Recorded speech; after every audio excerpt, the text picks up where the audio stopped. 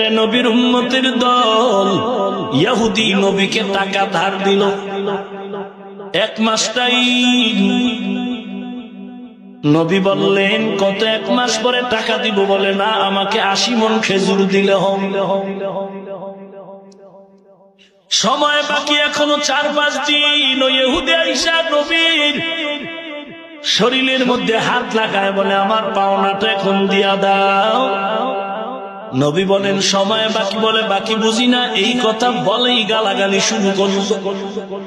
পার্শ্বে দাঁড়ানো হযরত ওমরের মেজাজ গরম হয়ে গেল। রাসূলের গালি দিবে আর আমি চুপ থাকবো, এটা হতে পারে না। তরবারিটা বের করে ওমর বলে নবী একটু ইশারা দেন, আমি ইহুদিরে হত্যা করে ফেলি।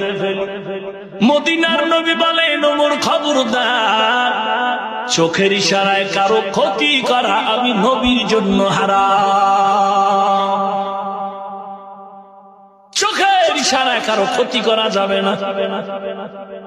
তো লোকটা গালি দেয় কেন? নবী বলেন ওমর তুমি যদি বাহাদুর হয়ে থাকো তার পাওনাটা আদায় করার ফিকির করো, এটাই মূল কাজ। তার অধিকার আছে আমার কাছে চাওয়ার। ওমর বলে কিভাবে? বলে বাইতুল মালে যাও, বাইতুল মাল থেকে 80 মণ খেজুর দিয়া দাও।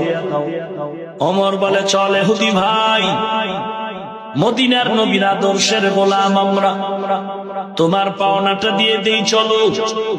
ওমর চলছে। নবী আবার ডাকলেন ওমর। ইহুদির 80 মণ দেওয়ার পরে আলাদা 5 মণ খেজুর দিয়া দিবা আর বলবা নবীর পক্ষ থেকে হাদিয়া। ওমর বাইতুল মাল থেকে 80 মণ খেজুর দিয়ে আরো আলাদা 5 মণ দিয়া বলে নবীর পক্ষ থেকে আলাদা হাদিয়া। ইহুদি খেজুর নিয়ে বাড়ি যায় না, নবীর দরবারে হাজির।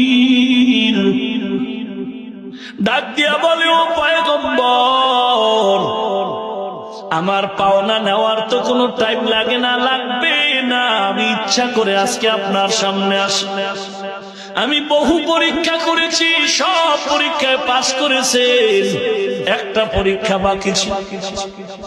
কেমন আখলাক আর কেমন ধৈর্য আপনার আমি দেখলাম। আপনি পুরাপুরি পাস করেছেন। গালির জবাব দেন নাই। ওমর দিতে চাইছিল, তাও আপনি বারণ করেছেন।